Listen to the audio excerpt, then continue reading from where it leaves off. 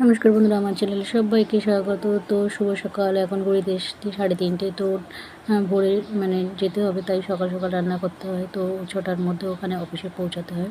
তো তার জন্য আমি আগে রাত্রে রেডি করে রেখেছিলাম ক্যাপসিকাম, কাজু, কিশমিশ এবং গাজর, আলু, সোয়াবিন সবই আমি রাত্রে রেডি করে রেখেছিলাম কমপ্লিট করে।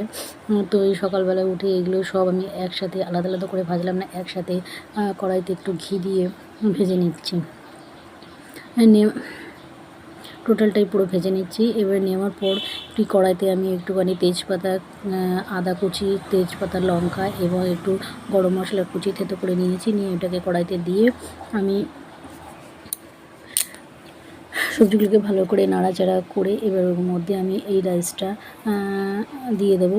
দেওয়ার পরে নেড়ে চেড়ে একটুখানি ঘি, গরম মশলা আর একটুখানি গোলমরিচের গুঁড়ো ছিটিয়ে দেবো। কিন্তু আমি স্টিমে দিলাম না, কারণ স্টিমে দিতে গেলে দেরি হবে, তাই জন্য আমি এভাবেই ডাইরেক্ট করে নিলাম।